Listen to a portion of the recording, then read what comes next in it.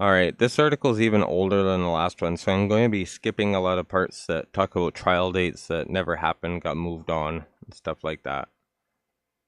I'm just making this video to point out some of the media spin and to put in a few things that I meant to include in the last few videos. In the previous videos on this topic, I mentioned Antifa's harassing the elderly, calling an Indian woman a Nazi, bludgeoning young girls, and what might be Eric Clanton's first bike lock attack.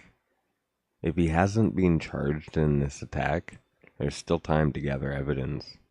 I'll most likely be doing an update video after the August 8th court date, a court date for a pre-trial hearing. The outcome already seems suspicious, simply for how long the trial is taking while Clanton walks free on bail while attending Antifa strategy sessions. The clips ahead are from an early video of mine titled Riots and Racists, Why I Started a YouTube Channel. I'll link it below if you want to watch the whole video. No Trump, no wall, no USA at all! I'm looking to just make a statement by being here, and I think the protesters are doing the same. And props to them for the ones who are doing it non-violently, but I think that's a very real thing.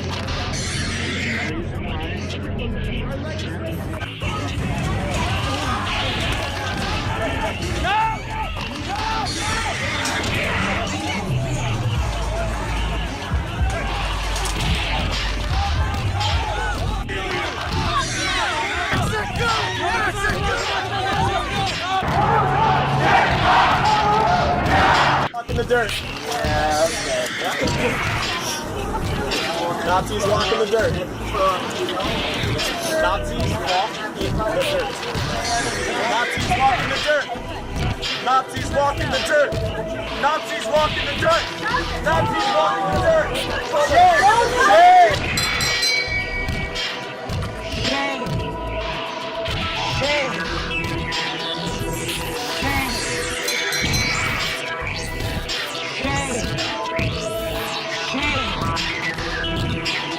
Shame!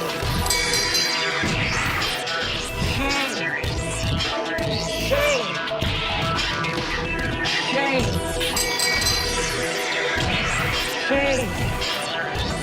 Shame! There's a revolutionary movement that we are part of, and we can't deceive the people. We can't lie about it. So you could be a pastor, and you could pick up a gun and shoot a cop. You could be a social justice worker, and you could pick up a rock and smash a military man in the head. Berkeley Side is an independent California paper. This article by Natalie Orenstein. Eric Clanton, charged with rally assaults, criticizes police investigation. Eric Clanton, charged with attacking 4 people with a bike lock at a Berkeley rally, has put out a statement criticizing Berkeley police for allegedly using the work of a swarm of internet trolls to arrest him. On April 15th, masked anti-fascist or Antifa demonstrators, allegedly including Clanton, showed up to shut down a far-right rally in Civic Center Park. They got into violent clashes with a range of rally attendees, including some white supremacists. After the rally, users of Poll, a far-right forum on the website 4chan, got to work trying to identify an Antifa member seen in videos attacking protesters with a metal U-lock. Examining close-up images from the April 15th rally, the amateur detectives tried to identify the masked attacker by matching up his perceived height and hairline with photos of people at a previous rally and on social media. They ultimately determined that Clanton, a former professor at Diablo Valley College, was the perpetrator. When the online detective work was publicized by far-right icon Milo Yiannopoulos, people began posting Clanton's address online, threatening him with violence and inundating his employers with calls to fire him, Clanton says in his statement posted online August 16th. Dealing with an unintelligible internet force, smearing and threatening me online was not easy and created stress to say the least, but I had every expectation that very few people would take them seriously, especially considering the character and credibility of their sources, he wrote in his statement. However, many online began questioning why the Berkeley Police Department was not arresting Clanton.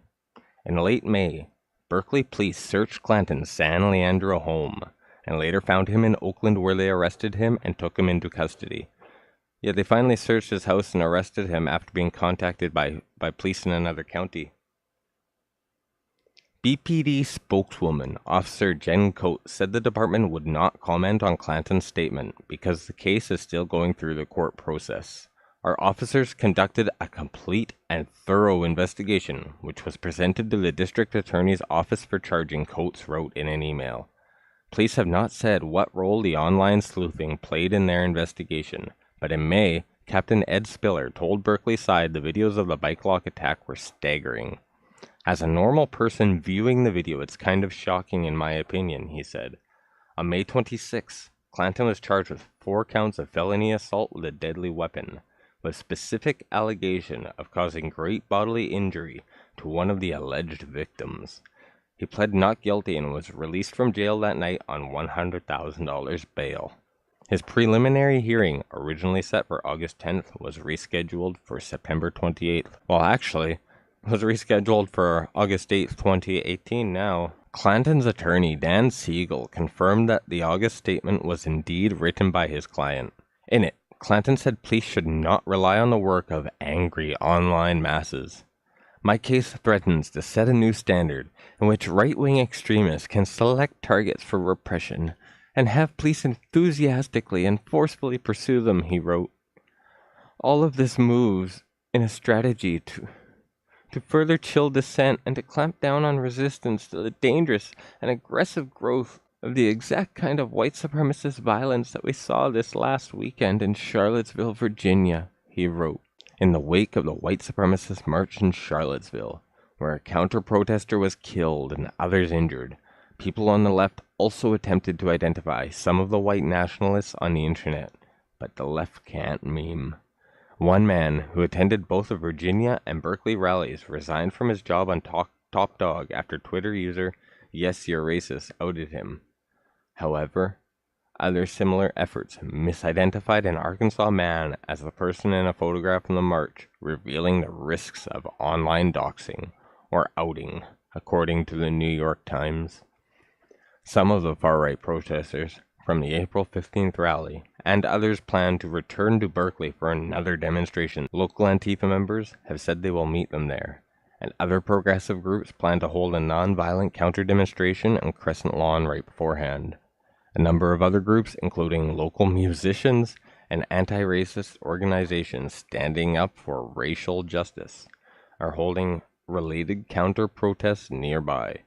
The Interfaith Network for Spiritual Progressives is planning a counter-demonstration on Saturday in Civic Center Park at 3 p.m.